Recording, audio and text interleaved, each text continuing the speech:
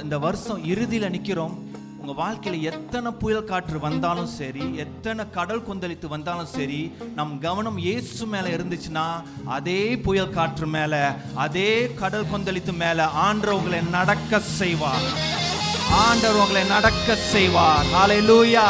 இதுவரை நடத்தின தேவன், புதிய ஆண்டுக்குள்ள நடத்தின தேவன் உங்களை கிருபையாக நடத்த போகிறார். ஹல்லேலூயா. அதனால் நாளை குறித்து நாம் கலங்க வேண்டாம். அவர் எல்லாவற்றையும் பார்த்துக் கொள்வார். ஆமென்.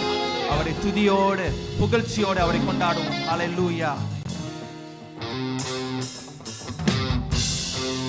கைகளை தட்டி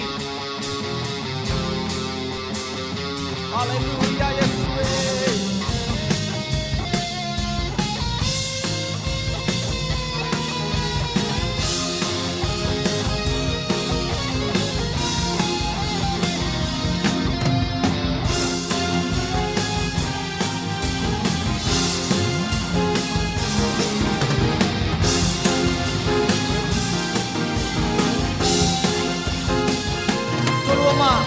நாளை தினத்தை குறித்து பயமில்லை.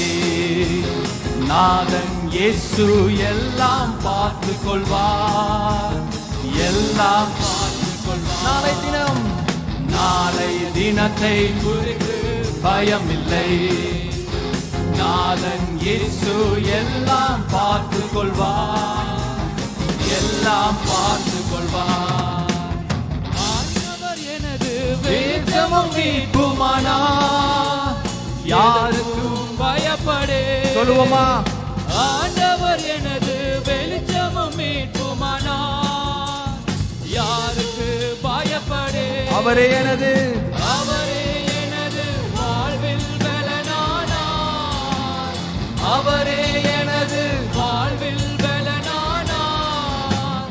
யாருக்கும் ஹல்லேலூயா. ஹல்லேலூயா. யாருக்கும் நாளைய தினம், நாளைய தினத்தை குறித்து பயமில்லை. நாதன் இயேசு எல்லாம் பார்த்துக் கொள்வார். எல்லாம் பார்த்துக் கொள்வார். நாளைய தினத்தை குறித்து பயமில்லை. நாதன் இயேசு எல்லாம் பார்த்துக் கொள்வார். எல்லாம் பார்த்துக் கொள்வார். கேடுவாரு நாள் கூடாரம் மறைவினிலே ஒளித்து வைத்திடுவார். கேடுவாரு நாளில் கூடாரம் மறைவினிலே ஒளித்து வைத்திடுவார். கண்மலையின் மேல் உயர்த்தி வைத்திடுவார். கண்மலையின் மேல் உயர்த்தி நிறுத்திடுவார். கலக்கம் எனக்கில்லை. ஹல்லேலூயா. ஹல்லேலூயா. கலக்கம் எனக்கில்லை. நாளை தினம், நாளை தினத்தை குறித்து பயமில்லை. நாதன் இயேசு எல்லாம் பார்த்துக் கொள்வார். எல்லாம் பார்த்துக் கொள்வார். நாளை தினம், நாளைய தினத்தை குறித்து பயமில்லை. நாதன் இயேசு எல்லாம் பார்த்துக் கொள்வார். தகப்பனும் தாயும் என்னை கைவிட்டாலும் கர்த்தர் சேர்த்துக் கொள்வார். சொல்லுவோமா? தகப்பனும் தாயும் என்னை கைவிட்டாலும் ஹல்லேலூயா கர்த்தர் சேர்த்துக் கொள்வார். கர்த்தருக்காய் நான் தினமும் காத்திருப்பேன். என் கர்த்தருக்காய் நான் தினமும் காத்திருப்பேன். புது பலன் பெற்றிடுவேன். ஹல்லேலூயா. புது பலன் துதிப்பேன் துதித்துக் கொண்டே இருப்பேன். சொல்லுவோமா? துதிப்பேன் துதித்துக் கொண்டே. கைகளை உயர்த்தி ஹல்லேலூயா ஆனந்தமே. ஹல்லேலூயா ஆனந்தமே. ஹல்லேலூயா ஆனந்தமே. ஹல்லேலூயா. உன்னத மறைவில் வல்லவர் நிழலில் என்றும் தங்குவேன். உன்னத மறைவில் வல்லவர் நிழலில் என்றும் தங்குவேன். என் தேவனை நோக்கி அடைக்கல பாறை என்றே சொல்லுவே. சொல்லுவோமா? தேவனை நோக்கி அடைக்கல பாறை என்றே சொல்லுவே. ஹல்லேலூயா ஹல்லேலூயா ஆனந்தமே, ஹல்லேலூயா ஆனந்தமே. இருளான உன் வாழ்வுதான் இப்போ வெளிச்சமாகவே மாறுதே. இருளான வாழ்வுதான் இப்போ வெளிச்சமாகவே மாறுதே. இயேசுவின் பேரொளி நம்மேல் வீச எழும்பி துதித்திடுவோம். ஹல்லேலூயா. இயேசுவின் பேரொளி நம்மேல் வீச எழும்பி துதித்திடுவோம். இயேசு ராஜன் வந்துவிட்டார் நாம் கூடும் இந்த இடத்திலே. இயேசு ராஜன் வந்துவிட்டார் நாம் கூடும் இந்த ஹோசன்னா ஹோசன்னா ஹோசன்னா ஹோசன்னா ஹோசன்னா ஹோசன்னா ஹோசன்னா ஹோசன்னா ஹோசன்னா. இயேசு ராஜன் இயேசு ராஜன் வந்துவிட்டார் நாம் கூடும் இந்த இடத்திலே. இயேசு ராஜன் வந்துவிட்டார் நாம் கூடும் சாத்தானை ஜெயித்த சாத்தானை ஜெயித்த இயேசுதான் நம்மில் உலாவிக் கொண்டு இருக்கிறார். சாத்தானை ஜெயித்த இயேசுதான் நம்மில் உலாவிக் கொண்டு இருக்கிறார். நோய்களும் பேய்களும் சாபங்கள் எல்லாம் பயந்து ஓடிடுதே. சொல்லுவோமா? நோய்களும் பேய்களும் சாபங்கள் எல்லாம் பயந்து ஓடிடுதே. இயேசுராஜன் இயேசுராஜன் வந்துவிட்டார் நாம் கூடும் இந்த இடத்திலே. இயேசுராஜன் வந்துவிட்டார் நாம் கூடும் இந்த இடத்திலே. ஹோசன்னா ஹோசன்னா ஹோசன்னா ஹோசன்னா ஹோசன்னா ஹோசன்னா ஹோசன்னா ஹோசன்னா ஹோசன்னா. இயேசுராஜன் இயேசுராஜன் வந்துவிட்டார் நாம் கூடும் இந்த இடத்திலே. இயேசுராஜன் வந்துவிட்டார் நாம் கூடும் அந்தகார வல்லமை அந்தகார வல்லமை முறிந்திட ஆவியானவர் இறங்கி இருக்கிறார். அந்தகார வல்லமை முறிந்திட ஆவியானவர் இறங்கி இருக்கிறார். கர்த்தரின் கரத்தால் கட்டுகள் எல்லாம் அறுக்கப்படுகிறது. கர்த்தரின் கரத்தால் கட்டுகள் எல்லாம் அறுக்கப்படுகிறது. இயேசுராஜன் வந்துவிட்டார் நாம் கூடும் இந்த இடத்திலே. இயேசுராஜன் வந்துவிட்டார் நாம் கூடும் ஆவியின் வல்லமை இடத்திலே. ஆவியின் வல்லமை நம்மிலே இப்போ அளவில்லாமலே ஊற்றுகிறார். ஆவியின் வல்லமை நம்மிலே இப்போ அளவில்லாமலே ஊற்றுகிறார். அனலாய் நாமும் கொடுத்துட்டு நெறிய அக்கினி இறங்கிடுவே. அனலாய் நாமும் கொடுத்துட்டு நெறிய அக்கினி இறங்கிடுவே. இயேசுராஜன் வந்துவிட்டார் நாம் கூடும் இந்த இடத்திலே. இயேசுராஜன் வந்துவிட்டார் நாம் கூடும் இந்த இடத்திலே. ஹோசன்னா ஹோசன்னா ஹோசன்னா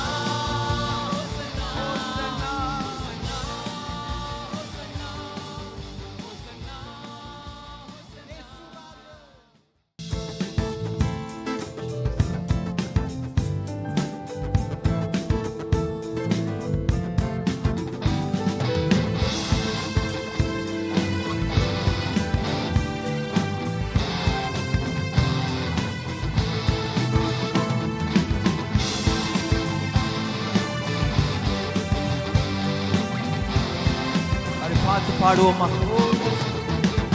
வல்லவரே என் மீட்பர் நீரே, இயேசு பரனே என் ஜீவ ஊற்றே. ஒரு குறையில்லா வாழ்வு நான் வாழ குறையற்ற ரத்தம் சிந்தினீரே. ரட்சித்தீரே கிருபையினாலே ரட்சகரே என் இயேசுவே ரட்சித்தீரே கிருபையினாலே ரட்சகரே ஏசப்பா பார்த்து சொல்லுவோமா அப்பா நன்றி ராஜா நன்றி உம் அன்பு என்னை தாங்குதே அப்பா நன்றி ராஜா நன்றி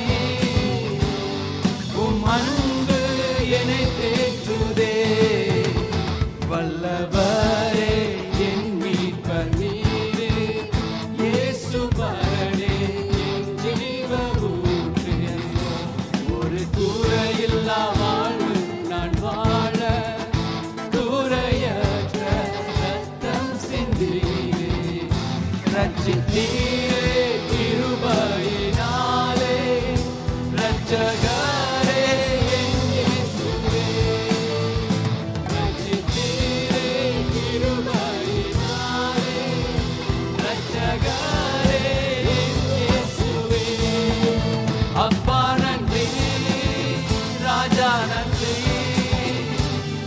உம் அன்பு என்னை தாங்குதே அப்பா நன்றி ராஜா நன்றி உம் அன்பு என்னை ஊழியம் கொள்ளாமல் ஊழியம் செய்ய வந்த நேசகுமாரனே சொல்லுவோமா ஊழியம் கொள்ளாமல் ஊழியம் செய்ய வந்த நேசகுமாரனே இழந்ததை தேடவும் ரட்சிக்கவும் பூமியில் அவதரித்தீர் இழந்ததை தேடவும் ரட்சிக்கவும் பூமியில் அவதரித்தீர் அப்பா நன்றி ராஜா நன்றி உம் அன்பு என்னை தாங்குதே அப்பா நன்றி ராஜா நன்றி உம் அன்பு என்னை உலகத்தின் பாவங்கள் சுமந்து தீர்த்த தேவ ஆட்டுக்குட்டி நீரே சொல்லுவோமா உலகத்தின் பாவங்கள் சுமந்து தீர்த்த தேவ ஆட்டுக்குட்டி நீரே சிலுவையில் உம் அன்பை வெளிப்படுத்தி பலியாக இருந்தவரே சிலுவையில் உம் அன்பை வெளிப்படுத்தி பலியாக இருந்தவரே அப்பா நன்றி ராஜா நன்றி உம் அன்பு என்னை தாங்குதே அப்பா நன்றி ராஜா நன்றி உம் அன்பு என்னை தேற்றுதே வல்லவரே என் மீட்பர் நீரே இயேசு பரனே என் ஜீவ ஊற்றே ஒரு குறையில்லா வாழ்வு நான் வாழ குறையற்ற ரத்தம் சிந்தினீரே ரட்சித்தீரே கிருபையினாலே ரட்சகரே என் இயேசுவே ரட்சித்தீரே கிருபையினாலே ரட்சகரே என் இயேசுவே அப்பா நன்றி ராஜா நன்றி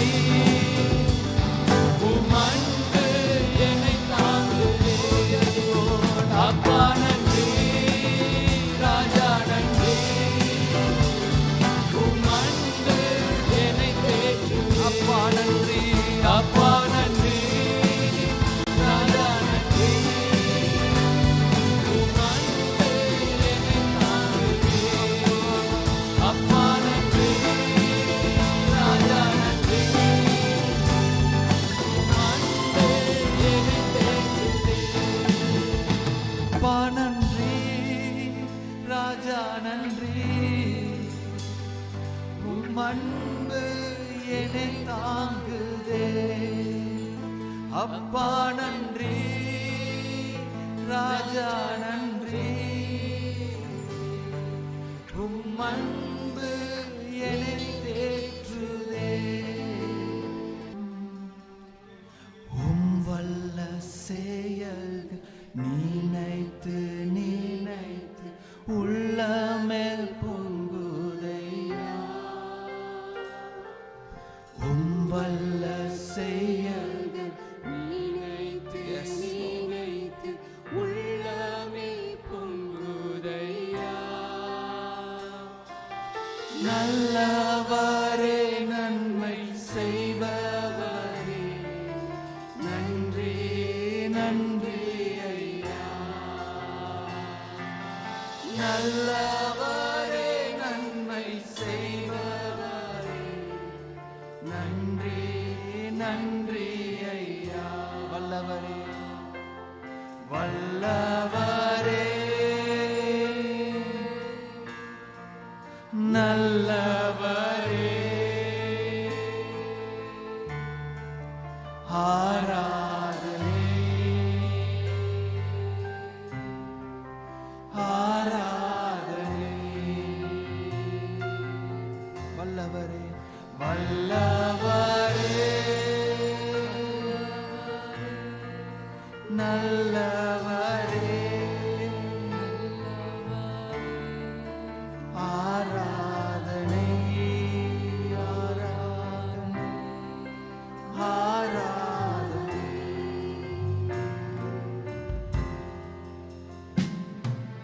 நேசரே உம் திரு பாதம் அமர்ந்தே, நிம்மதி நிம்மதியே. நேசரே உம் திரு பாதம் அமர்ந்தே, நிம்மதி நிம்மதியே. ஆர்வமுடனே பாடி துதிப்பே, ஆனந்தம் ஆனந்தமே.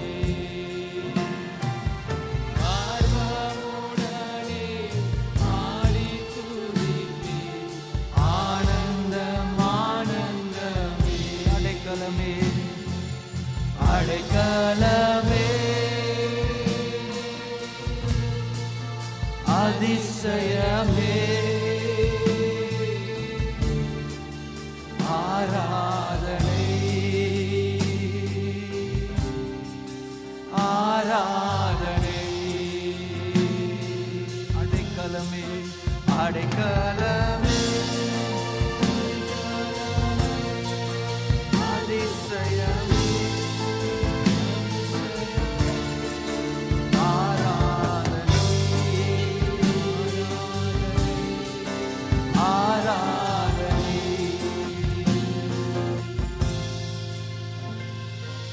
பலியான செம்மறி பாவங்கள் எல்லாம் சுமந்து தீர்த்தவர்,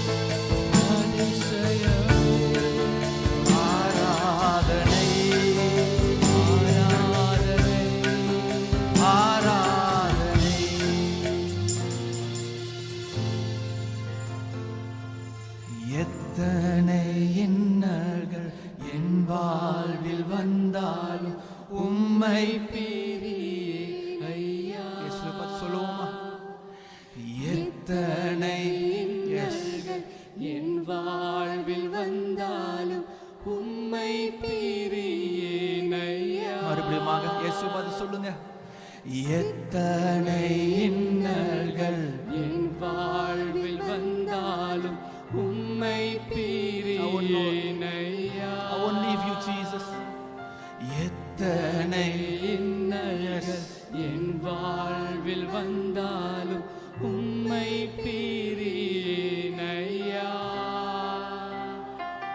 சித்தமே செய்து சாட்சியாய் வாழ்வேன் நிச்சயம் நிச்சயமே. சித்தமே செய்து சாட்சியாய் வாழ்வேன் நிச்சயம் நிச்சயமே. ரட்சகரே இயேசுநாதா ஆராதனை ஆராதனை. ரட்சகரே ரட்சகரே ரட்சகரே இயேசுநாதா இயேசுநாதா ஆராதனை ஆராதனை. ரட்சகரே ரட்சகரே ரட்சகரே இயேசுநாதா இயேசுநாதா ஆராதனை. ஆராதனை ஆராதனை. படுக்க சொல்லுமா ரட்சகரே ரட்சகரே ரட்சகரே இயேசுநாதா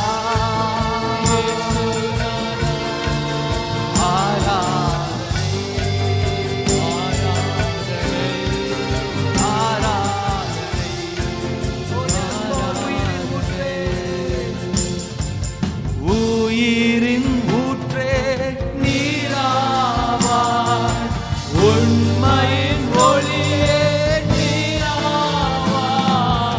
உயிரின் ஊற்றே நீராவாய் உண்மையின் ஒளியே உறவின் பிறப்பே உறவின் பிறப்பே நீராவாய் உள்ளத்தின் மகிழ்வே நீராவாய்.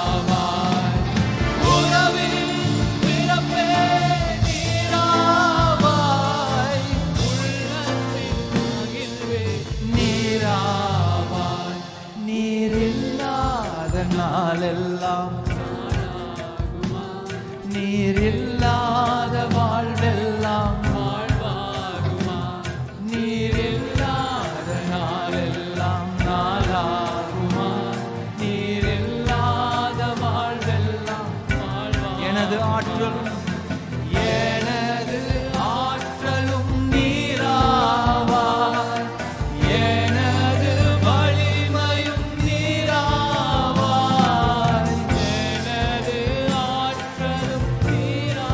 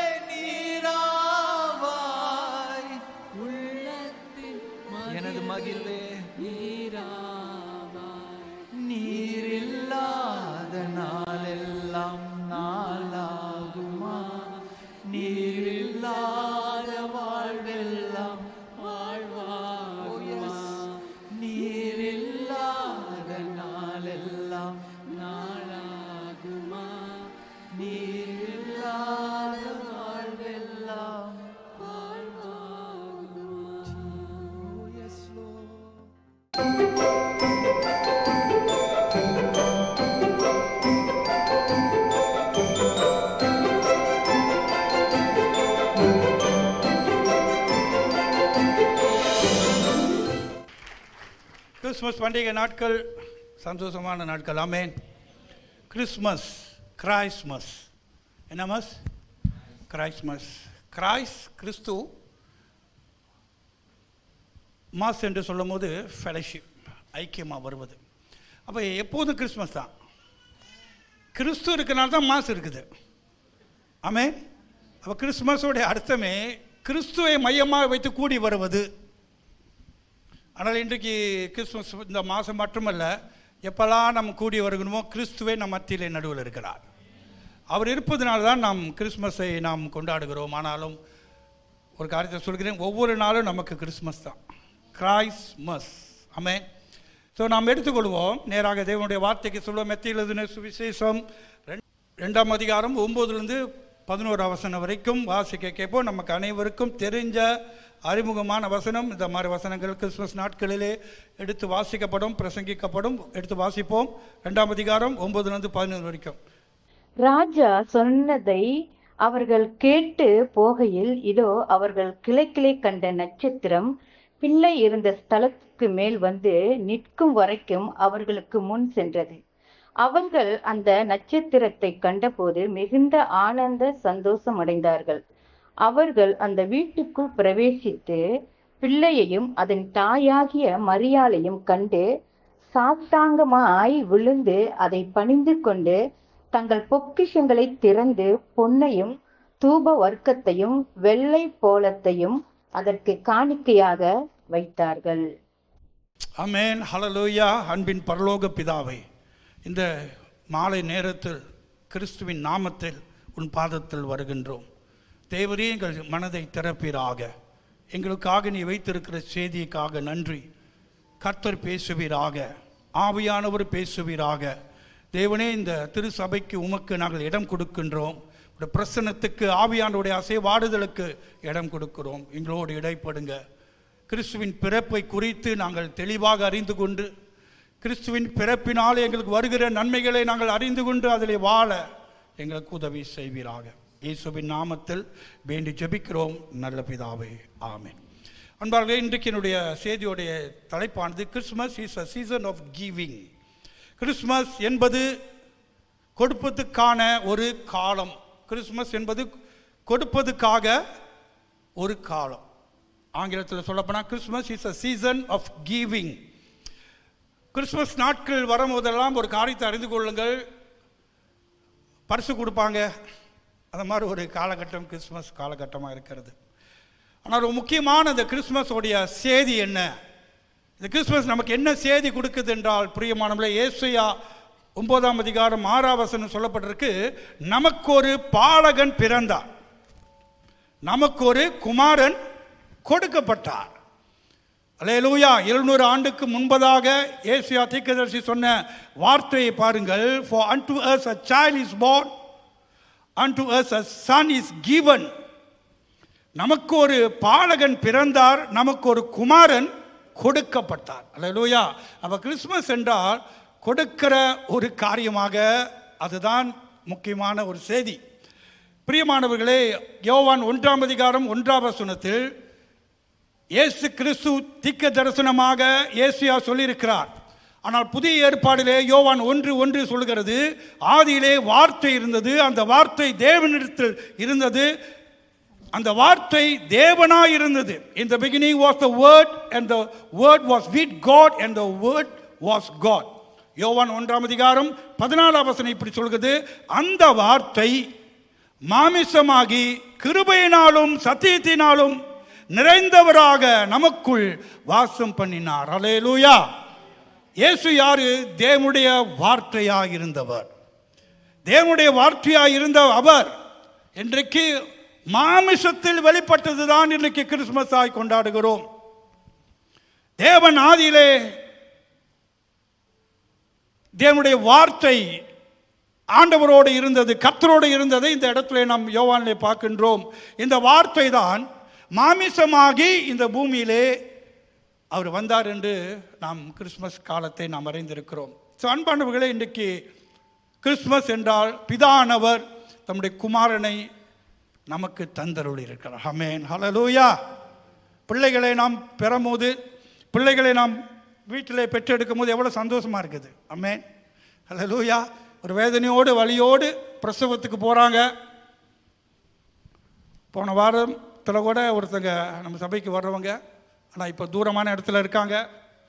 பாஸ்டர் ஒரு பேர் கொடுங்க, என் மனைவி இப்போ தான் பிரசவத்துக்கு போயிருக்காங்க, ஆனால் ரொம்ப நாள் வழியில் இருந்தாங்க.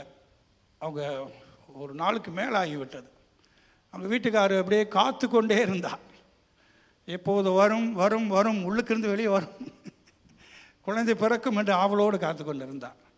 அல்லேலூயா. எவ்வளோதான் வேதனை இருந்தாலும் வலி துடிப்பு இருந்தாலும் அந்த குழந்தை முகத்தை பார்த்தோன்னே அந்த தாய் எவ்வளோ சந்தோஷம் அடைகிறார்.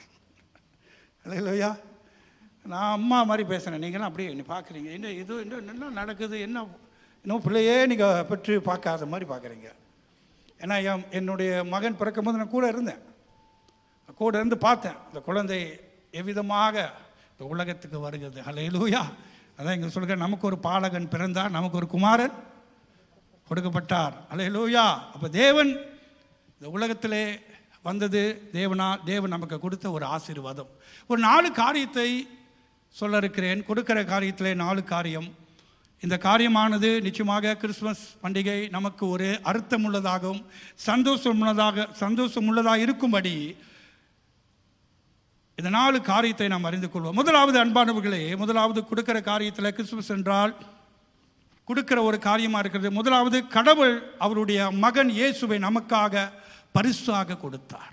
முதல் காரியம், கடவுள் தேவனாகிய கர்த்தர் இயேசு கிறிஸ்துவை நமக்கு பரிசாக கொடுத்தார். பக்கத்தில் சொல்லுங்க, உங்களுக்கு ஒரு விசேஷமான பரிசு உண்டு. அழியாத பரிசு, மாறாத பரிசு, பழசு ஆகாது, வயசாகாது, எப்போதும் புதுமையான பரிசு.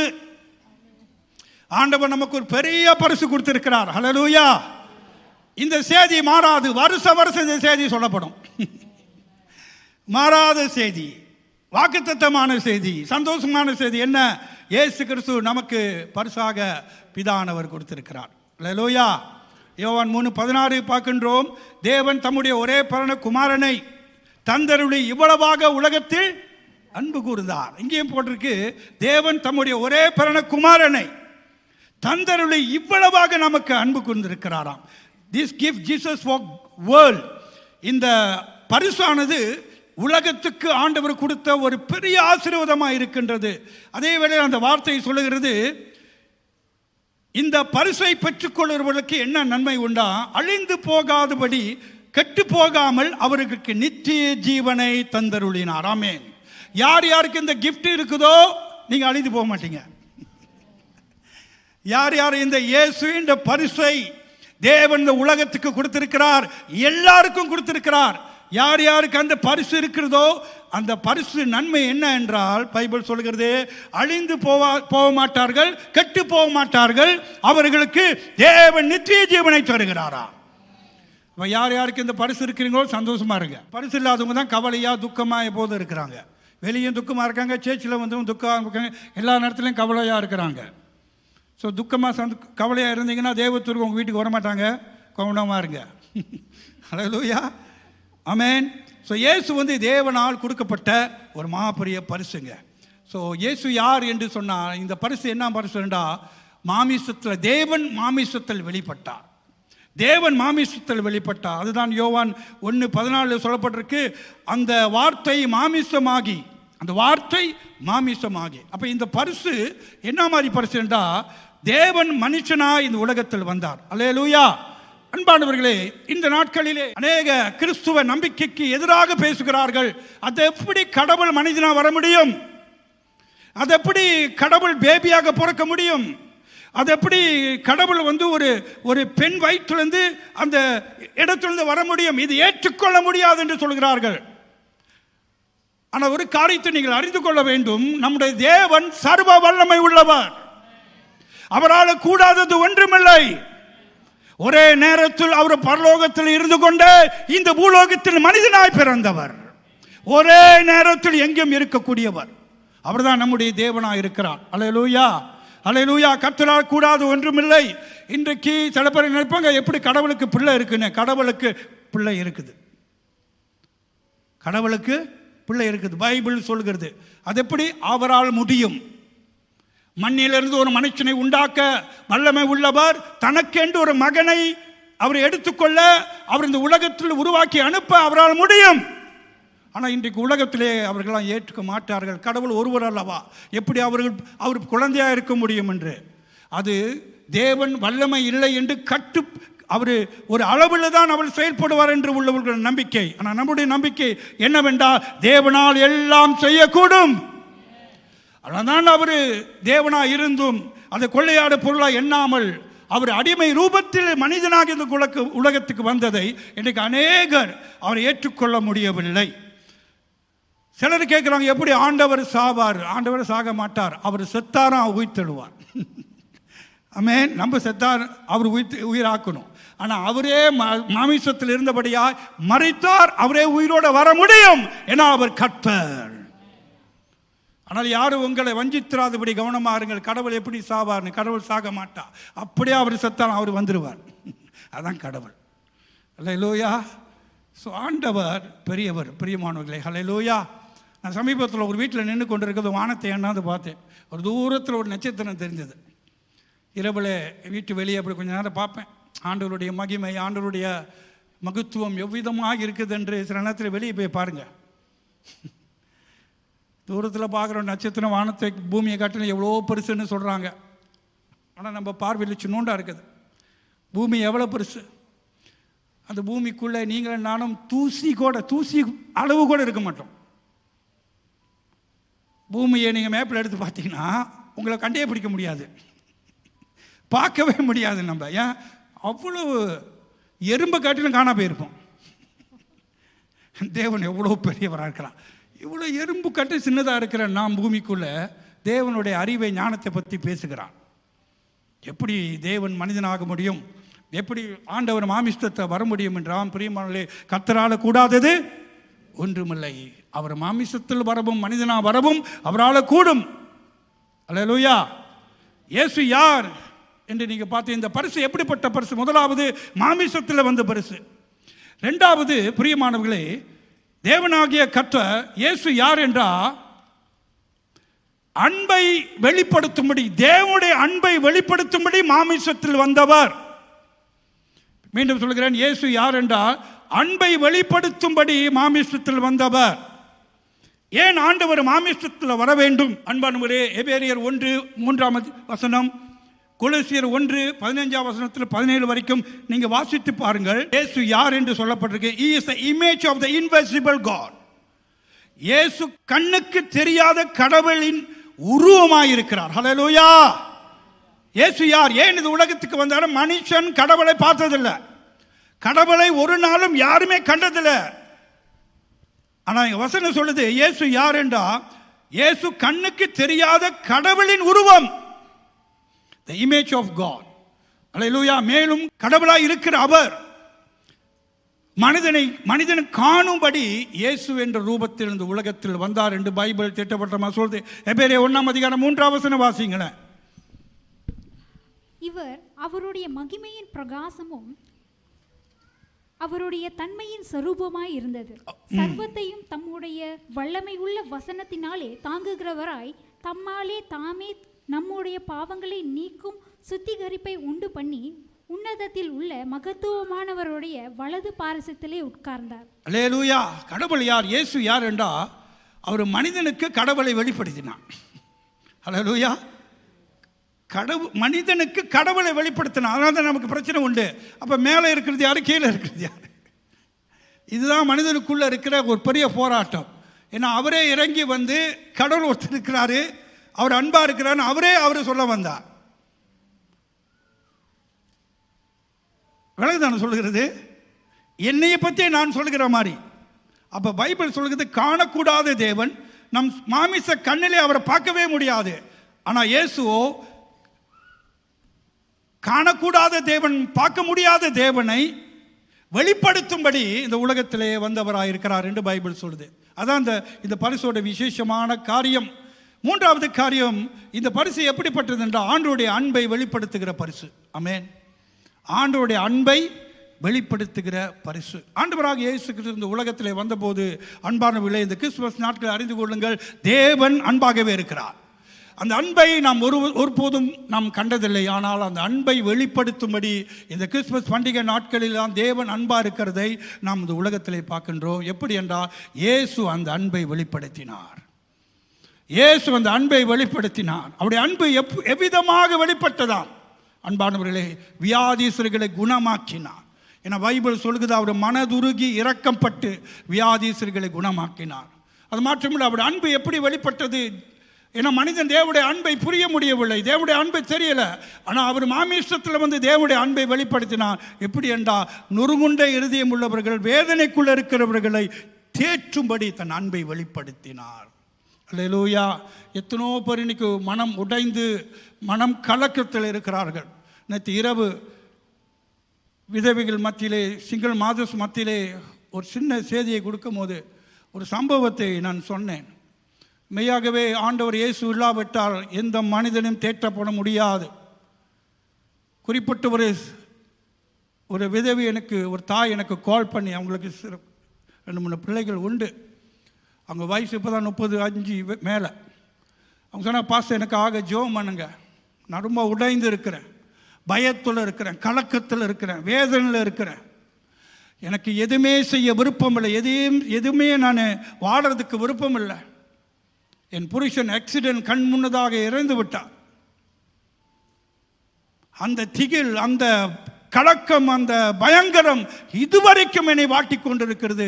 என்னால் ஜெபிக்க முடியவில்லை. சில வேளையிலே நான் படிக்கலே தூங்கிக் கொண்டிருக்கிற வேளையிலே என் மனதிலே ஒரு விதமான குழப்பத்தில் திடீரென்று வீட்டு வெளியே நிற்கின்றேன், திடீர் தெருவில் நின்று கொண்டிருக்கிறேன், அவ்வளவு விதமாக உடைந்திருக்கிறேன், எனக்காக ஜெபம் செய்யுங்கள் என்று சொன்னார். நான் அப்போது யோசித்து கொண்டேன், இன்றைக்கி எத்தனை பேர் இப்படிப்பட்டவர்கள் மிக வேதனையோடு தன் சொந்த புருஷனை கண்ணுக்கு முன்பதாக ஆக்சிடென்ட் மறித்து அந்த வேதனை உள்ளம் உடைந்து பிள்ளைகளை வைத்து கண்ணீர் வடித்து கொண்டிருக்கிறார்கள்.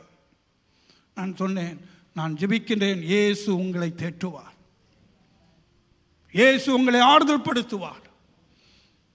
உங்கள் மனதிலே ஆத்துமா பிணைப்பினால் ஏற்பட்ட இந்த காயம் ஆண்டவர் உங்களை விடுவிப்பார் என்று சொல்லி. அல்லேலூயா. ஆண்டவருடைய அன்பு எதற்காக இந்த உலகத்தில் அவர் வந்தார்? லூக்கா 4:18 சொல்கிறார், கர்த்தருடைய ஆவியானவர் என் மேல், தரித்திரர்களுக்கு சுவிசேஷத்தை அறிவிக்க தேவன் என்னை அபிஷேகித்திருக்கிறார். அங்க வார்த்தை சொல்கிறது, நொறுங்குண்டவர்களை தேற்றும்படி. ஆமென். அப்ப தேவனுடைய அன்பு எப்படிப்பட்ட அன்பு என்றால், நொறுங்கி போனவர்கள், உடைந்து போனவர்களை ஆண்டவர் தேற்றுவார். இன்றைக்கு ஒருவேளை இங்கே யாரா இருந்தாலும் சரி, நான் சொல்கிறேன், புருஷனை நம்பி இருந்தார்கள், அவரும் தனி விட்டு போய்விட்டார். யார் என்னை தேற்றுவார்? யார் என்னை பலப்படுத்துவார்? எனக்கு யாருமே இல்லை என்று நீங்க நினைக்கிறீங்களா? பாடின பாடல் வர்ணமாக, நான் எதனாலும் விசேஷமான தேவன் என்னோடு இருப்பதினால். இன்றைக்கு நீங்களும் நானும் பிரியமானவர்களே, எதனால் நாம் விசேஷமானவர்களாக இருக்கிறோம் என்றால் ஆண்டவர் நம்மோடு இருக்கிறபடியாய். ஆமென். அப்ப இயேசு கிறிஸ்து தேவனுடைய அன்பின் ரூபமாக, தேவனுடைய அன்பை வெளிப்படுத்துகிற பரிசாக நம் மத்தியில் இருக்கிறார். வியாதிகளை குணமாக்கினார், நொறுங்குண்ட இருதயத்தை அவர் தேற்றினார். பிசாசின் பிடியில் இருக்கிறவர்களை, அடிமைத்தனத்தில் இருக்கிற விடுதலையாக்கினார். பிசாசு பிடித்தவர்கள் அநேகர் இயேசுவின் காலத்தில் இருந்தார்கள். அவர்களை கண்டபோதெல்லாம் மனதுருகினார். அந்த அன்பு வெளிப்பட்டது. பல வருஷமாக குடும்பத்தால் ஒதுக்கப்பட்ட கல்லறையில் இருந்த, உங்களுக்கு தெரியும், பிசாசு பிடித்தவனை அங்கே அவனை ஆண்டவர் விடுதலையாக்கினார். அந்த ஒரு மனுஷனை தான் இயேசு என் பின்னால் வராதன்னார். அந்த ஒரு மனுஷனை மட்டும் என் பின்னால் வராதனார். அந்த மனுஷன் சொல்ல, ஆண்டவரே நான் பின்னால் வருகிறேன். அதுக்கே என் பின்னால் வராது, தேவன் உனக்கு செய்த நன்மையை இப்போ உங்கள் வீட்டில் சொல்லுன்ட்டார். அல்லேலூயா. நான் நினைக்கிறேன் இவன் பெரிய சுவிசேஷகனாக வந்திருப்பான். அல்லேலூயா. தேவன் உனக்கு செய்த நன்மையை போன் வீட்டார் இடத்துல போய் சொல்லு, என் பின்னால் வராத, நான் உனக்கு செய்த நன்மையை நீ எல்லா இடத்துல போய் சொல்லுன்னு அனுப்பி விட்டுட்டாரு. அப்போ வேதம் சொல்கிறது, தேவனுடைய அன்பு என்ன செய்திருக்கிறது? பிசாசின் பிடியில் இருக்கிறவர்களை ஆண்டவரை விடுதலையாக்கினார். ஆமென். ஆண்டவர் இந்த உலகத்தில் அன்பான பரிசாக நம்மத்தில் இருக்கிறார். இயேசு கிறிஸ்துவுடைய போதனையை கிறிஸ்தவர்களாக இருக்கிற நீங்களும் நானும் முழுமையாக கடைப்பிடித்தோம் என்றால் இந்த உலகம் மாறிவிடும். இந்த உலகம் ஏன் மாறவில்லை என்றால், இயேசுவின் அன்பு பூரணமாக சரியாக கிறிஸ்துவ மத்தியிலே அது வெளிப்படவில்லை. பைபிள் சொல்றது, பிரியமான இயேசுவின் போதனையை பாருங்கள். ஒரு பெரிய படித்த மேதை, அநேக புத்தகங்களை எழுதின ஒரு நபரை படித்து பார்த்தேன். அவர்கள் இயேசுவை ஏற்றுக்கொண்டதுக்கு காரணம் என்ன என்று சொல்றாங்க. நான் இயேசுவை ஏற்றுக்கொண்ட ஒரே காரணம் என்னவென்றால் இயேசு உண்மையான அன்பை போதித்தார். அதைதான் காரணமாக சொன்னார்கள். அது என்ன போதனை என்று பார்த்தால் இயேசு என்ன சொன்னார்? உன்னை நேசிப்பது போல பிறரை நேசி என்று அதை ஆழமாக போதித்தார். இதை ஒவ்வொரும் கடைபிடித்தா யாருமே யாரை பற்றி நம்ம குறை பேசுவதில்லை, யாரை பற்றி நம்ம தவறாக பேச மாட்டோம். ஏன்னா அன்பு இல்லாத இடத்திலே தேவன் செயல்பட மாட்டார். ஆண்டவருடைய உபதேசம் என்ன? உன்னை நேசிப்பது போல பிறர் நேசி என்று சொன்னார். பைபிள் சொல்கிறது அன்பில்லாதவன் இருளிலே இருக்கிறான், அன்பு உள்ளவன் வெளிச்சத்தில் நடக்கிறான், தன் சகோதரனை பகைக்கிறவன் இருளிலே இருக்கிறான் என்று பைபிள் சொல்கிறது. எப்படிப்பட்ட உபதேசம் இது? எப்படிப்பட்ட செய்தி இது? காணக்கூடிய சகோதரன் மேல் உன்னால் அன்பு செலுத்தாவிட்டால் காணக்கூடாத தேவனிடத்தில் எப்படி அன்பு காட்டுவாய் என்று பைபிள் சொல்கிறது. அன்பானவர்களே, இயேசுவின் உபதேசத்தை பாருங்கள். எப்படிப்பட்ட அன்பு நமக்கு தேவன் கொடுத்திருக்கிறார் இயேசுவை பரிசாக. இந்த உபதேசம் என்ன? இயேசு என்ன சொன்னார்? இந்த இடத்துல பார்க்கிறோம். அன்பானவர்களே, இயேசுவின் உபதேசம் என்னவென்றால் உன் சத்துருக்களை அன்பு கூறு. ஆமென். இன்னைக்கு உலகத்திலே சத்துருக்களை அன்பு கூர்ந்தால் என்றா உலகத்தில் யுத்தமே இருக்காது, சண்டையே இருக்காது. ஆமென். உண்மைதானே? இயேசு கடவுள் இருக்கிறார். கடவுளின் உபதேசம் உலக மத்தியில் இல்லை. சத்ருவை அன்பு கூறு, உன்னை நிந்திக்கிறவனை உனக்கு துன்பப்படுத்துறவனை உனக்காக ஜெபம் பண்ணுன்னு சொன்னார். இது கிறிஸ்தவங்க ஒழுங்காக செய்தாவே உலகமே மாறிடும். அல்லேலூயா. இது கிறிஸ்தவங்க ஒழுங்காக செஞ்சாவே உலகமே மாறிடுங்க. எப்படிப்பட்ட உபதேசம்? உன்னை சபிக்கிறவனை ஆசீர்வதி, உனக்கு தீங்கு செய்கிறவனுக்காக ஜெபம் பண்ணு. என்னங்க போதனை இது? என்னங்க இது பிரசங்கம்? இது என்ன செய்திங்க இது? யார் இந்த மாதிரி பிரசங்கிக்க முடியும்? யார் இதை போதிக்க முடியும்? யார் இந்த செய்தியை உலகத்துக்கு கொடுக்க முடியும்? இயேசுவை தவிர. உன்னை சபிக்கிறவனை அன்பு கூறு, உன்னை வெறுக்கிறவனை ஆசீர்வதி, உன் எதிரியை அன்பு செய் என்ற உபதேசத்தை ஆண்டவர் இவ்விதமான ஒரு வித்தியாசமான அன்பு இந்த உலகத்தில் கொடுக்கப்பட்டது. இந்த அன்பை ஒவ்வொரும் இந்த இயேசு கிறிஸ்துவை அன்பை பரிசாக நாம் எடுத்து போக வேண்டும். அல்லேலூயா. ஆனால் இன்றைக்கு நான் உங்களுக்கு சொல்லட்டும், நாம் ஏன் கிறிஸ்துவை பின்பற்றுவோம் என்றால் அவரை போல அன்பை போதித்தவர் உலகத்தில் யாருமே இல்லை. எத்தனை பேர் ஒத்துக்க முடியும்? எத்தனை பேர் ஆமான்னு சொல்ல முடியும்? இயேசு கிறிஸ்துவை போல அன்பை பற்றி பேசினவர் உலகத்தில் யாருமே இல்லை, இன்னும் வரப்போறதும் இல்லை. அல்லேலூயா. இப்படிப்பட்ட பரிசை ஆண்டவர் நமக்கு தந்திருக்கிறார். முதலாவது கிறிஸ்துமஸ் என்பது இயேசு கிறிஸ்துவை பிதானவர் பரிசாக கொடுத்திருக்கிறார். இரண்டாவது காரியம், கிறிஸ்துமஸ் நமக்கு நம்பிக்கையை கொடுக்கிறது. இரண்டாவது என்ன கொடுக்கிறது? நம்பிக்கை. நம்பிக்கை ரொம்ப முக்கியங்க. நம்பிக்கையோடு வாழணும். சில பேர் நம்பிக்கை இழந்து வாழ்கிறாங்க, நம்பிக்கை இல்லாமல் வாழ்கிறாங்க, நம்பிக்கை இல்லாமல் ஜீவிக்கிறாங்க. அல்லேலூயா.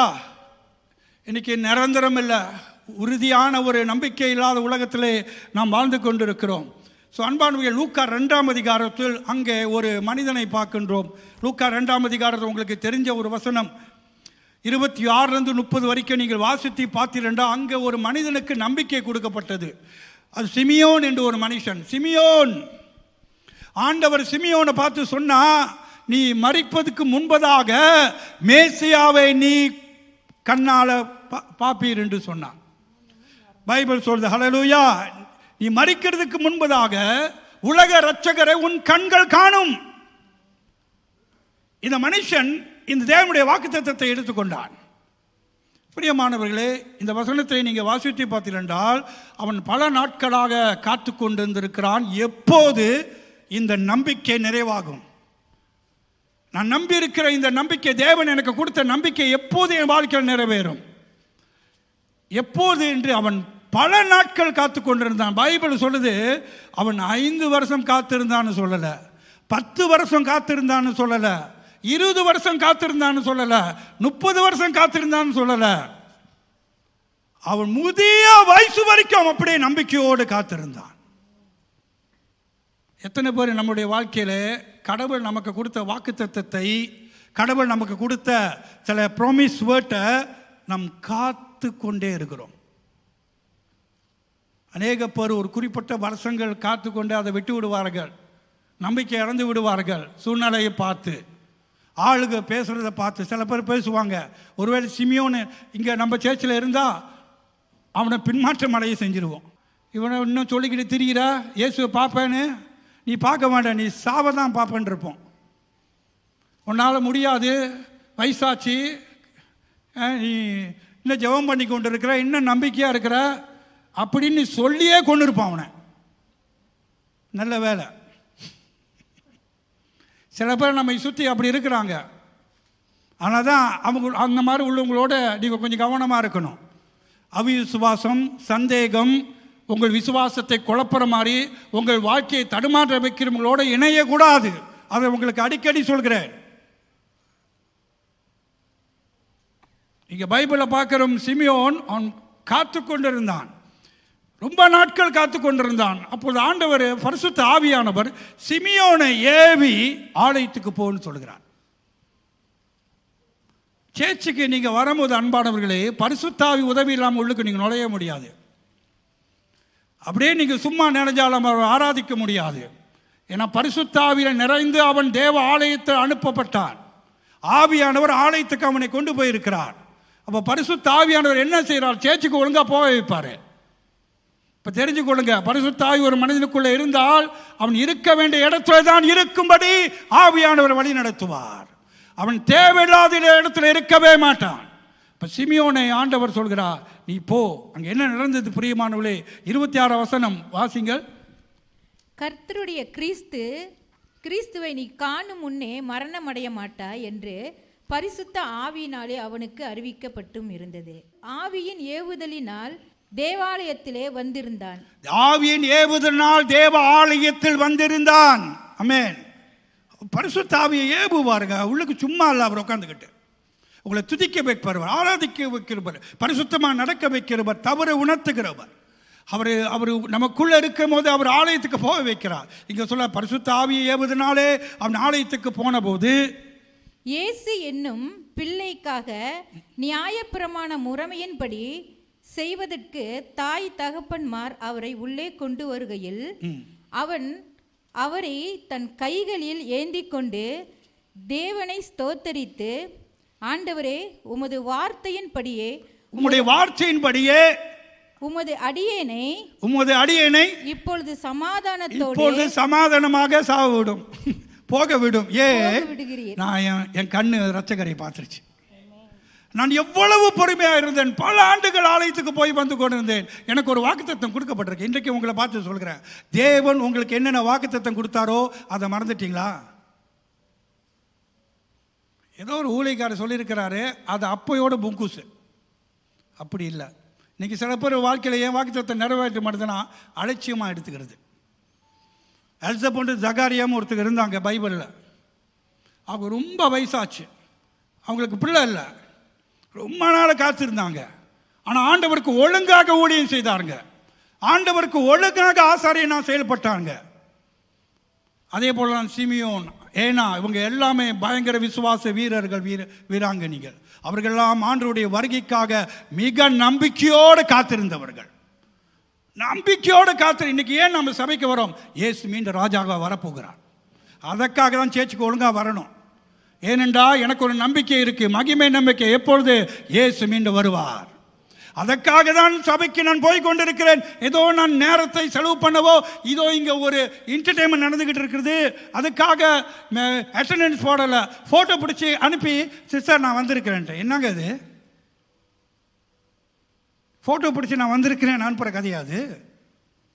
அப்படிலாம் நம்ம சபைக்கு வரக்கூடாது. இயேசுவின் வருகைக்காக சபைக்கிலே நம்ம வந்து காத்திருக்க வேண்டும். ஆமென். இங்கே பார்க்கின்றோம், ஜகாரியாவும் எலிசபெத்தும் அவர்கள் மிகுந்த நாள் ஆண்டவருக்கு காத்திருந்தார்கள்.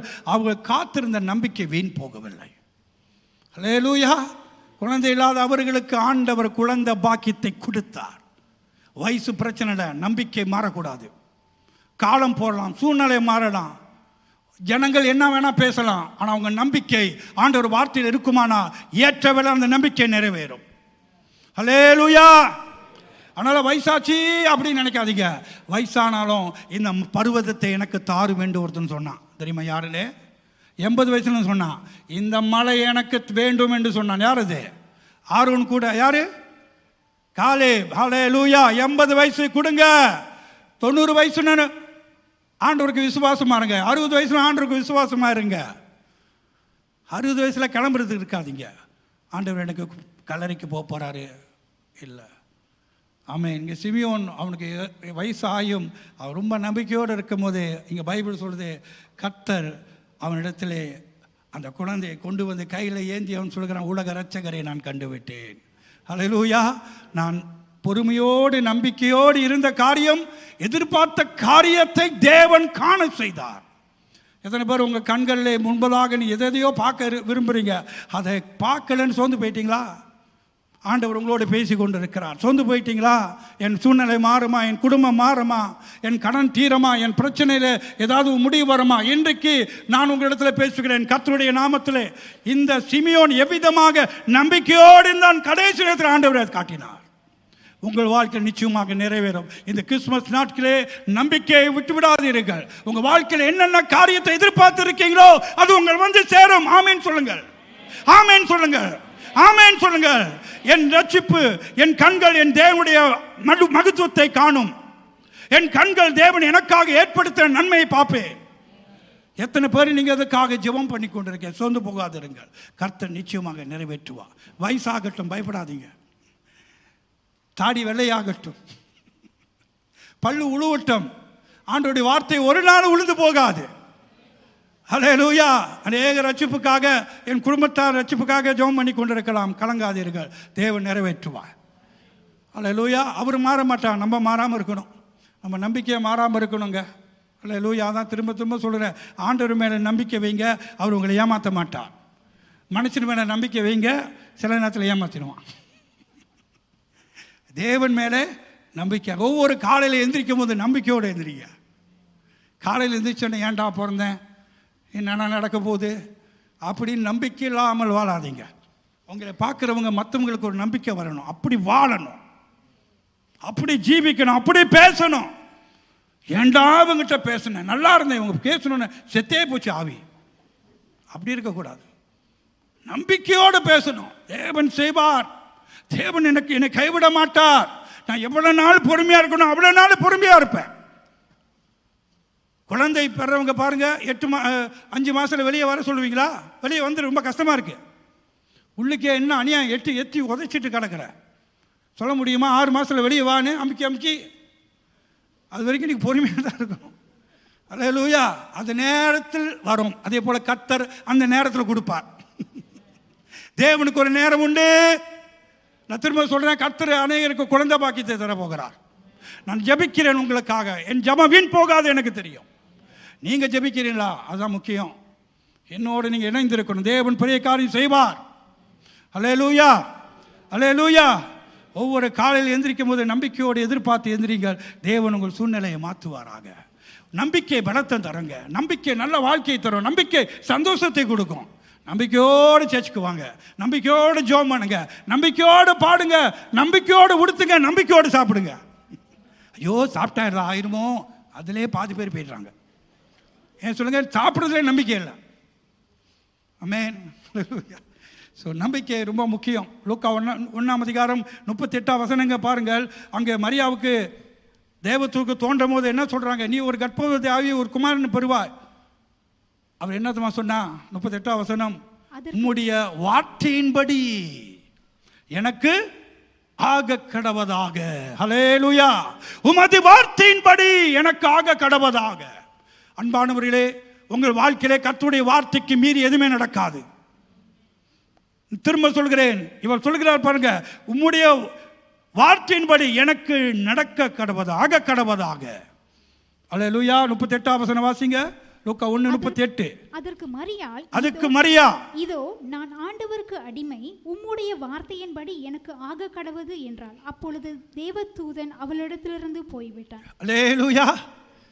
இன்றைக்கு தேவதூதன் உங்களிடத்திலிருந்து சரணனா முதல் நீங்க சொல்லுங்க, ஆண்டவரே உம்முடைய வார்த்தையின்படி என் குடும்பத்தில் நடக்கட்டும்.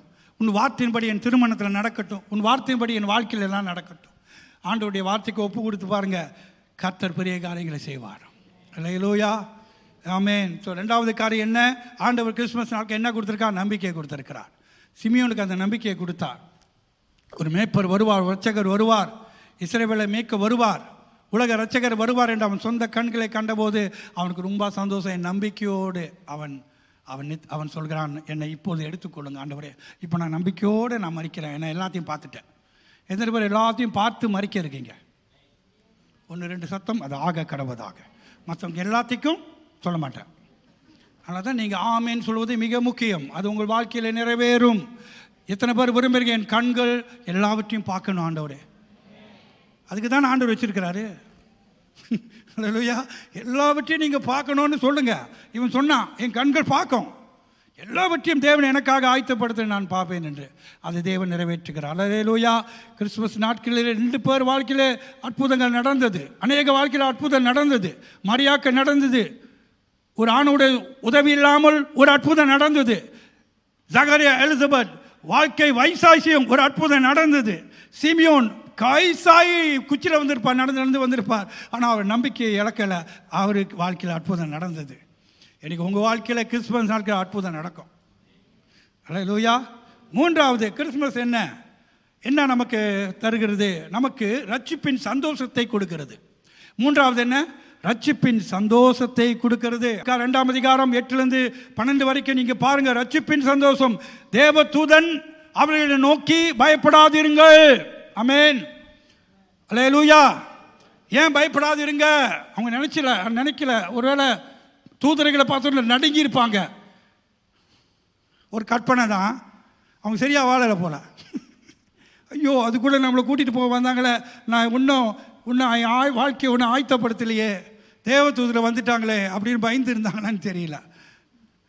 தேவன் தண்டிக்க வந்துட்டாரோ, ஏதாவது ஆக்கினியை தூக்கிட்டு வந்துட்டாரோன்னு பயந்துக்கிட்டு இருந்தாங்களான்னு தெரியல. அங்கே தேவதூதர் சொல்கிறாங்க, பயப்படாதிருங்கள். ஆமென், அல்லேலூயா.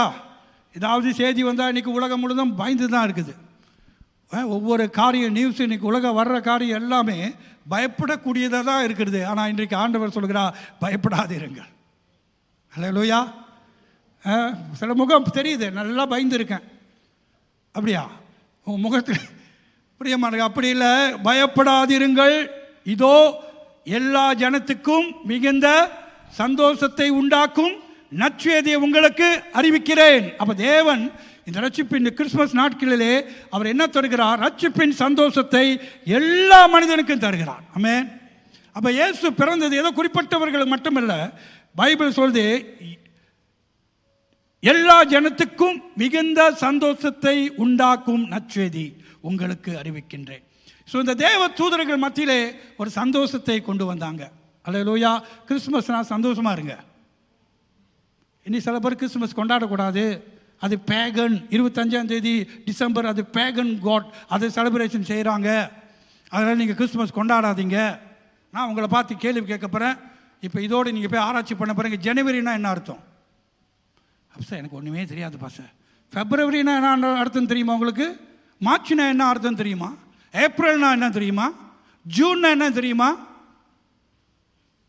சில பேர் சொல்ல டிசம்பர் வந்து பேகன் உடைய இது ஒர்ஷிப், அதில் கிறிஸ்துமஸை நுழைத்தி விட்டார் என்று. உண்மைதான், அந்த நாட்கள் பேகனுடைய ஒர்ஷிப் இருந்தது. ஆனால் அதை மாற்றிவிட்டு அவர்கள் கிறிஸ்துவின் பிறப்பாக கொண்டு வந்திருக்கிறார்கள். ஏதோ இயேசு எப்போ பிறந்தார் எனக்கே தெரியாது, ஆனால் பிறந்தார் தெரியும். என்ன பைபிள் சொல்லுது. டிசம்பரில் பிறந்தாரா ஜனவரியில் பிறந்தா அது எனக்கு தெரியாது. ஜனவரி, பிப்ரவரி, மார்ச் எல்லாம் கிரேக்கர் தேவரோட பேர். உங்கள் பர்த்டே எல்லாமே அங்கே தான் நிற்கிது, நினைப்பு வச்சுக்கிங்க. நம்ம நினைக்கிற ஜனவரினா என்னது? அது கிரேக்க மொழி தேவரோட பேர் அது. அப்போ உங்கள் பர்த்டே எல்லாமே அங்கே சேர்ந்து தான் வருது. என்ன சில நேரத்தில் நம்ம உலக சூழ்நிலை அப்படி இருக்குது. உலகத்தை குறிப்பிட்ட சில பேர் தான் இதை கண்ட்ரோல் பண்ணியிருக்கிறாங்க. மாதங்களும் காலங்களும் தேதிகளும் எல்லாவற்றையும், படிப்பு எல்லாம் பள்ளிக்கூடத்தில் எப்படி படிக்கணும் என்ன இருக்கணும் அவங்க சிஸ்டமில் தான் ஓடுது. அந்த உலக சிஸ்டமில் படிங்க நல்லது, ஆனால் அதை காட்டிலும் இந்த சிஸ்டம் தான் பெரிய சிஸ்டம். இந்த பைபிள் தான். அல்லேலூயா. இந்த சிஸ்டமுக்குள்ளே தான் நம்ம அடங்கி வர வேண்டும். ஆமென். அல்லேலூயா. இங்கே பாருங்க, அவங்க பெரிய சந்தோஷத்தை கொண்டாடினார்களாம். தேவதூதர்கள் ஏன் சந்தோஷத்தை அறிவித்தார்கள்னா அவங்களுக்கே சந்தோஷம். யாருக்கு? தேவதூதருக்கே சந்தோஷம். ஏங்க? அவங்களே ஆச்சரியத்தை மூழ்கி போயிட்டாங்க. ஏன்னா படைத்தவர், இப்போ என்ன சொல்லலாம், படைத்தவர் கிரியேட்டர் பிகம் கிரியேஷன். படைத்தவர் இப்போ படைக்கப்பட்ட, எப்படி டிரான்ஸ்லேஷன் சொல்ல, கிரியேட்டர் பிகம் கிரியேஷன். அது தேவதூதர்கள் ஷோக் ஆயிருச்சு. என்ன சொன்னீங்க? அதே தான். அல்லேலூயா. யார் சொன்னது? ஆமென். அவங்களுக்கு ஒரு கை தட்டுங்க. படைத்தவர் படைப்பாய் மாறிவிட்டார். கடவுளுடைய மகத்துவத்தை பாருங்கள். அதனால தான் 1 திமோத்தி 3ஆம் அதிகாரம் 1 திமோத்தி 3:14 சொல்லப்பட்டிருக்கு, தேவ பக்திக்குரிய ரகசியம். இயேசுவின் பிறப்பு சாதாரணமானது ரகசியம். இது எந்த படித்த மேதையும் டிகிரி டாக்டர் எதை வச்சாலும் விளங்காது. இது அற்புதம். இது மனிதனுடைய அறிவுக்கு எட்டாதது. படைத்தவர் கிரியேட்டர் இன்னைக்கு மனுஷனா வந்தது. அல்லேலூயா. 1 திமோத்தி 3:16 வாசிங்க. அன்றியும் கூறிய ரகசியமானது யாவரும் ஒப்புக்கொள்ளுகிறபடியே மகா மேன்மை உள்ளது. தேவன் மாம்சத்தில் வெளிப்பட்டார். ஆவியிலே நீதி உள்ளவர்கள் என்று விளங்கப்பட்டார். தேவ தூதர்களால் காணப்பட்டார். அவங்களுக்கு ஷோக் ஆயிடுச்சு. அல்லேலூயா. இல்லடா, நம்மளை படைத்த கடவுளை இன்னைக்கு ஒரு மனுஷனா வந்திருக்கிறா, குழந்தையா பிறக்கிறான்னு அவர்களுக்கும் ஒரு திகில் தான். சந்தோஷத்தை கொண்டு வந்து தேவதூதர்கள் சொன்னாங்க, பயப்படாதீங்கள், ஒரு உலகத்துக்கு எல்லா ஜனங்களுக்கும் மிகுந்த சந்தோஷத்தை உண்டு பண்ண நற்செய்தியை நான் கொண்டு வந்திருக்கிறேன். என்ன சொல்கிறார் என்றால், அது வாசிங்க. லூக்கா 2ஆம் அதிகாரம் 8 லூக்கா 2ஆம் அதிகாரம் 8 12 வரைக்கும் ரொம்ப அருமையான வசனங்கள், சிறப்பான வசனங்கள். இதை நீங்கள் லூக்காலாம் இதெல்லாம் நீங்கள் கிறிஸ்துமஸ் நாட்கள் அதிகமாக படிக்கணும். உங்கள் மனசில் சந்தோஷம் வரும். படிங்க. தேவதூதன் அவர்களை நோக்கி, பயப்படாதிருங்கள், இதோ எல்லா ஜனத்துக்கும் மிகுந்த சந்தோஷத்தை உண்டாக்கும் நற்செய்தியை உங்களுக்கு அறிவிக்கிறேன். வாசிங்க. இன்று கர்த்தராகிய கிறிஸ்து என்னும் இரட்சகர் உங்களுக்கு தாவீது ஊரிலே பிறந்திருக்கிறார். அல்லேலூயா. பிறந்திருக்கிறார். சந்தோஷத்தை கொடுக்குறாங்க. ஆமென். சொன்ன எத்தனை பேர் ஹாப்பியாக இருக்கீங்க? ஆமென். நான் சொல்லட்டும், சந்தோஷம் பொருள்லையோ உங்கள் சூழ்நிலையோ பணத்திலையோ செல்வாக்கிலையோ பதவியில் இல்லைங்க. சந்தோஷம் ஒரு நபருக்குள்ளே இருக்கு, இயேசு தான். அல்லேலூயா. நான் திரும்ப சொல்கிறேன், நீங்கள் பொருளை பார்த்துக்கிட்டு இருந்தீங்க, சந்தோஷமே காணா போயிடும். பணம் பொக்கையில் வரைக்கும் சந்தோஷம், காலியாச்சுன்னா சந்தோஷம் இருக்காது. ஆனால் பொருள் இருக்குதோ, சூழ்நிலை எப்படி இருந்தாலும் நமக்குள்ளே இயேசு என்ற நபர் இருந்தால் அந்த சந்தோஷம் தான் நமக்கு பரிபூர்ண சந்தோஷம். அல்லேலூயா. அதான் அங்கே சொல்கிறா. இப்போ இங்கிருந்த சந்தோஷம் யார்? இயேசு பிறந்திருக்கிறா. உங்கள் வீட்டில் இயேசு இருக்கிறாரா? இயேசு பிறந்திருக்கிறாரா? உங்கள் வாழ்க்கையில் பிறந்திருக்கிறாரா? சந்தோஷத்தை தேவன் உங்களுக்கு தருவார். ஆனால் தான் நீங்கள் சிரிக்கிறீங்க நிறைய பேர். இன்னும் சில பேர், நான் இன்றைக்கி சேர்ச்சிக்கு முடிகிற வரைக்கும் சிரிக்க மாட்டேன் பாச, அந்த தீர்மானத்தோடு வந்திருக்கீங்க, பரவாயில்ல. எப்படியோ ரட்சிப்பின் சந்தோஷம் கொடுத்துருக்கார். மத்தேயு 1ஆம் அதிகாரம் 21 சொல்லப்பட்டிருக்கு, இயேசு என்று பேரிடுங்கள். அது என்ன அர்த்தமா? பாவத்திலிருந்து மனிதரை ரட்சிக்க இயேசு பிறந்திருக்கிறார். ஆமென். பாவிகளை ரட்சிக்க இயேசு பிறந்தார். அப்போ இயேசு என்றால் பாவிகளை ரட்சிக்கிறவர். ஹல்லேலூயா. அப்போ சந்தோஷமான நற்செய்தியை ஆண்டவர் நமக்கு கொடுத்து, கடைசியாக 4வது கிறிஸ்துமஸ் என்ன?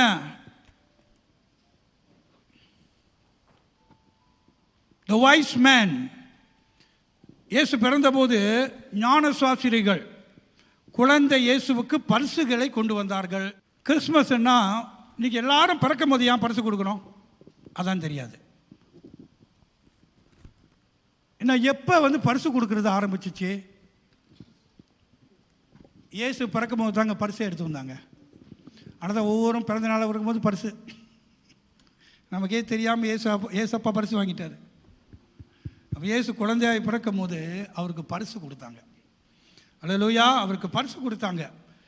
இந்த பரிசு முத ஆரம்பிச்சதே இந்த வாய்ஸ் மேன். இவங்க கிங்ஸ்ன்னு சொல்லப்போ, இவங்க ஒருவேளை ராஜாக்களாக இருக்கலாம், ஞான சாஸ்திரிகள், ஞானம் உள்ளவர்கள், சாதாரண ஆட்கள் இல்லை. இவர்களுக்கு ஒரு நட்சத்திரம் தோன்றினதான்.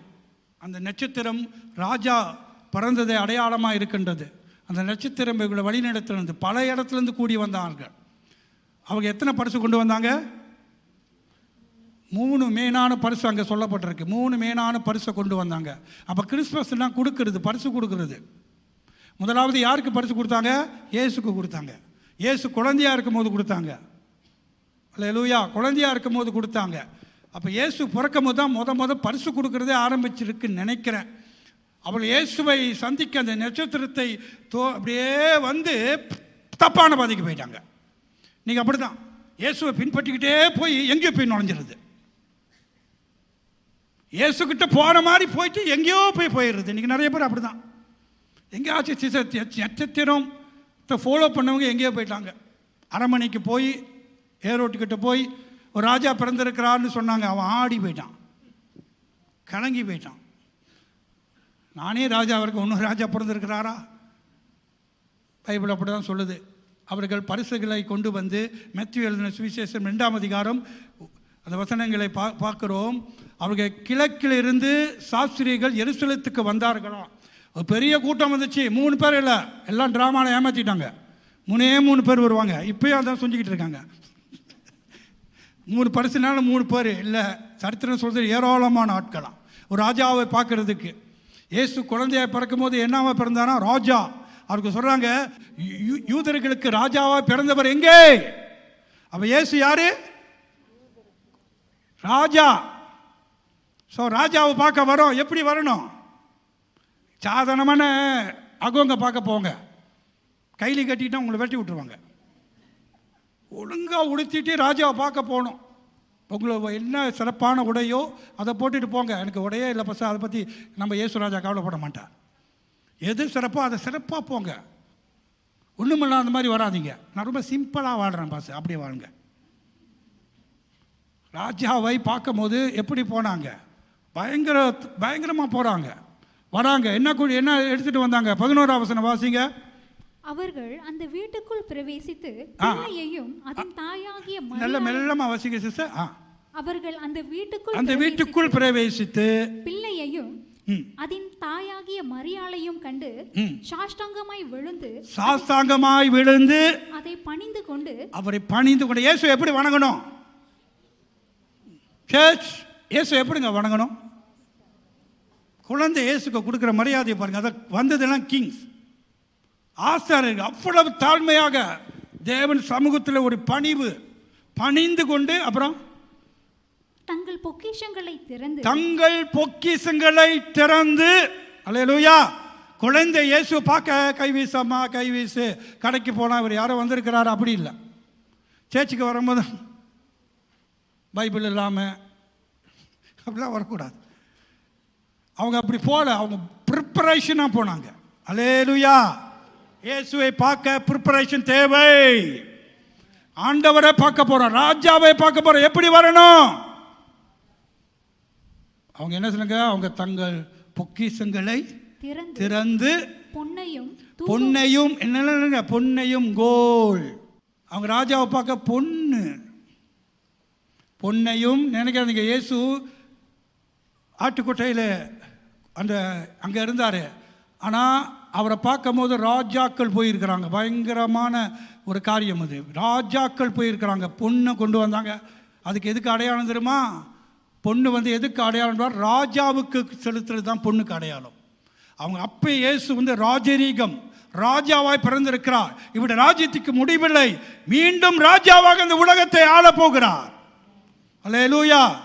குழந்தையை சாதாரணமாக பார்க்கல, ராஜாவாக பார்த்தா. ராஜாவுக்கு கோல் தேவை. அதே அவர்கள் பொண்ணை கொண்டு வந்திருக்கிறாங்க.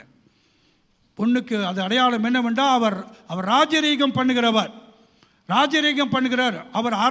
அவருடைய அரசுக்கு முடிவில்லை, ராஜாதி ராஜாவாக இருக்கிறார். அந்த எண்ணத்தோடு தான் அந்த பொண்ணை கொண்டு வந்திருக்கிறாங்க. அடுத்தது என்ன போட்டிருக்கு? தூப வர்க்கத்தையும். என்ன சொல்லப்பட்டிருக்குது? தூப வர்க்கங்களை. இது என்ன? அவருடைய தெய்வீகம். அவர் பிரதான ஆசாரியன். இவர்தான் பிரதான ஆசாரியன். தூபம் ஆசாரிகள் தூபம் காட்டுவார்கள். அதுக்கு அடையாளமாக கொண்டு வந்தார்கள். ஏனென்றால் தேவனுக்கும் மனுஷனுக்கும் நடுவராக நிற்பவர். அப்பெரிதான ஆசாரியன் தூப விளக்கத்தை கொண்டு வந்தார்கள். ஏனென்றால் ஆசாரியனாக ஞானசாஸ்திரிகள் அதை உணர்ந்தார்கள். அடுத்தது வெள்ளை போலத்தையும். அது என்ன காட்டுறதுனால் இயேசு எதிர்காலத்தில் மனிதனுடைய பாவத்துக்காக மரிக்க போறார் என்ற அடையாளமாக கொண்டு வந்தார்கள். இந்த வெள்ளை என்னது போலத்தை, இது ஒரு விதமான வாசனை. இறந்து போனவங்க சரீரம் மேலே போடுவாங்க. ஏங்க இது கிஃப்டாக கொண்டு வந்திருக்காங்க? யோசிச்சு பாருங்க. இந்த 3 பரிசு என்ன அர்த்தத்தை கொடுக்குது? இயேசு யாரு? அவர் ராஜா. இயேசு யாரு? அவர் ஆசாரியன். இயேசு யாரு? மனித குலத்துக்காக மரிக்க போறவர். இந்த 3 பரிசும் இயேசுவை யார் என்று வெளிப்படுத்திருச்சு. அல்லேலூயா. ஆண்டவருக்கு ஒரு கைகளை தட்டுங்க. இன்னும் இயேசு குழந்தையா வச்சு பாட்டு தாளாட்டிட்டு இருக்காதீங்க. பாலா பாலா தாளாட்டு குழந்தை இயேசு வந்திருக்கிறான்ட்டு. அவர் வந்து விட்டா அப்போ ராஜாதி ராஜாவாக இருக்கிறான். அல்லேலூயா. அப்போ கிறிஸ்துமஸ் என்பது கொடுக்கறதுங்க, பரிசு கொடுக்கறது. கிறிஸ்துமஸ் டைமில் அந்த கொடுக்கறது, பரிசு கொடுக்கறது யார் ஃபேமஸ் சொல்லுங்க? யார்? சாந்தா கிளாஸ். இப்போ சாந்தா கிளாஸ் எங்க?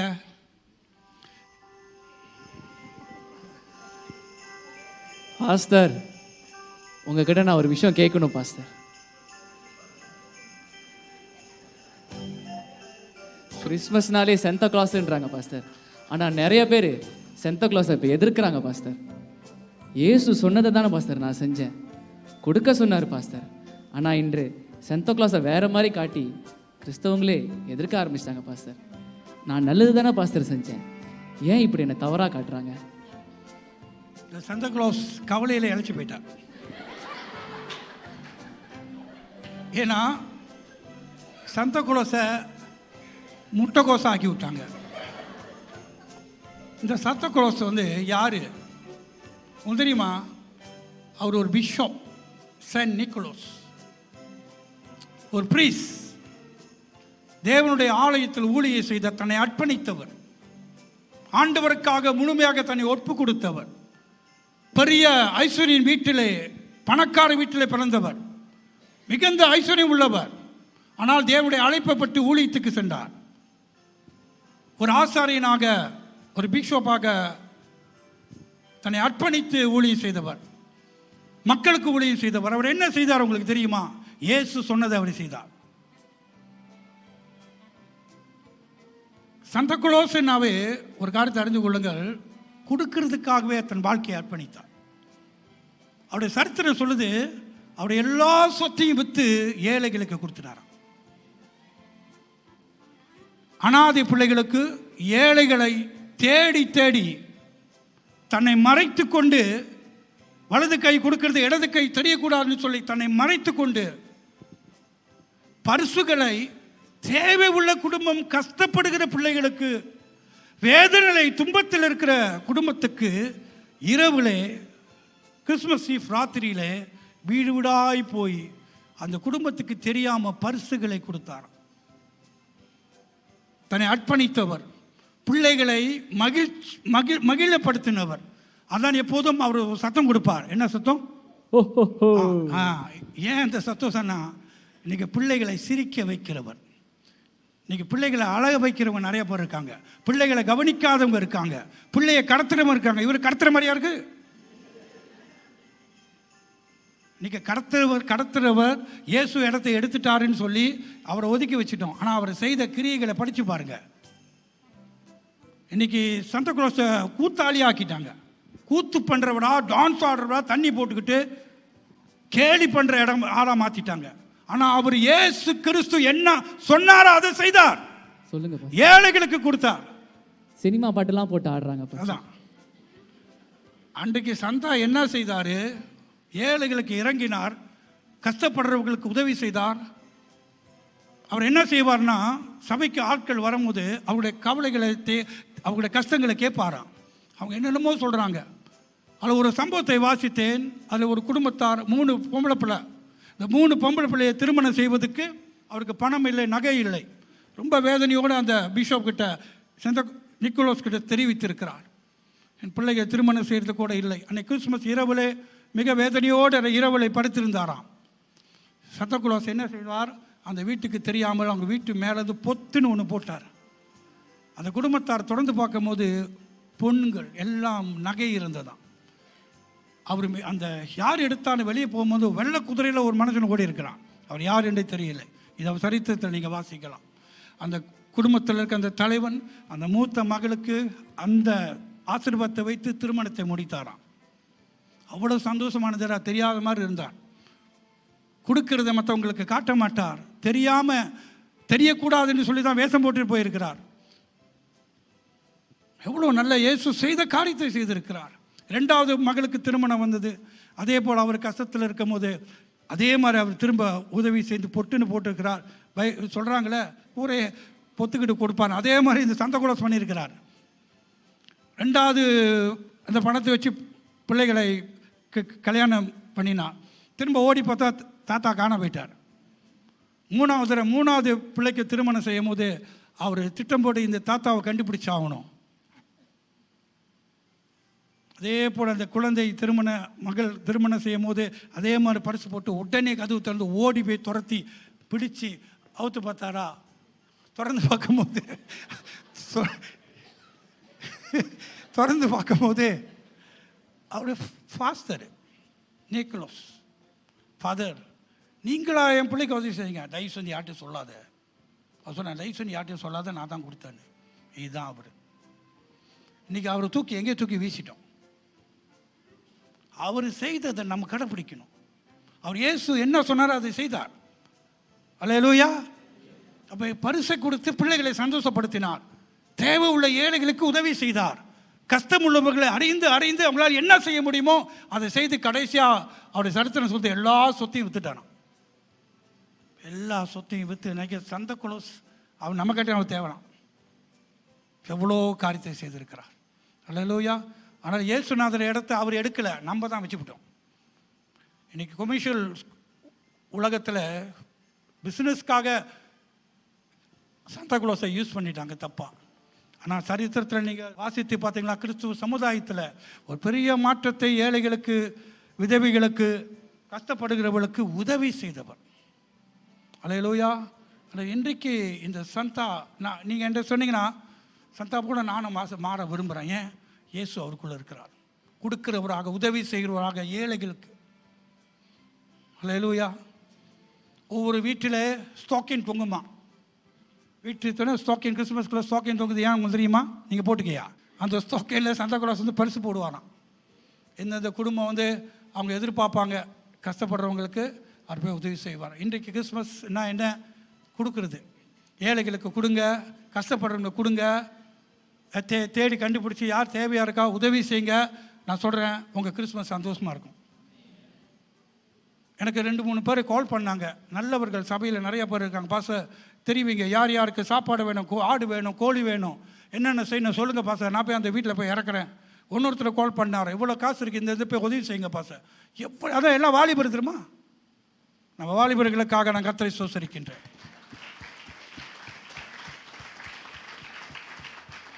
சிலர் சொல்லுவாங்க, எங்களை சொல்லிடாதீங்க, நான் தான் கொடுத்தேன்னு சொல்லிடாதீங்கன்னு. Yes, the reward will be go to them. ஏன்னா வேதம் சொல்லுது, இந்த உலகத்திலே நீங்கள் கொடுத்ததை ரகசியமானோம்னா பரலோகத்திலிருந்து பொக்கிஷம் உங்களுக்கு உண்டாகும். அல்லேலூயா. ஸோ இந்த கிறிஸ்மஸை நாம் எப்படி கொண்டாட போகிறோம்? எவ்வளோ அர்த்தத்தோடு கொண்டாட போகிறோம்? Christmas is a season for giving. அல்லேலூயா. நன்றி பாஸ்டர். வாங்க நம்ம எழுந்து நின்று ஆண்டவருக்கு நன்றி சொல்லுவோம். என் ஆத்துமாவே கர்த்தரை ஸ்தோத்திரி, என் முழு உள்ளமே அவருடைய பரிசுத்த நாமத்தை ஸ்தோத்திரி. என் ஆத்துமாவே கர்த்தரை ஸ்தோத்திரி. கர்த்தர் செய்த சகல உபகாரங்களை என்றும் மறவாதே. பிதாவுடைய அன்பும் இயேசு கிறிஸ்துவின் கிருபையும் பரிசுத்த ஆவியானவருடைய அன்னுவனை ஐக்கியமும் கிறிஸ்து வரமட்டும் நம்மோடு சதா காலமும் இருப்பதாக என்று சொல்லி உங்களை வாழ்த்தி ஆசீர்வதிக்கின்றேன்.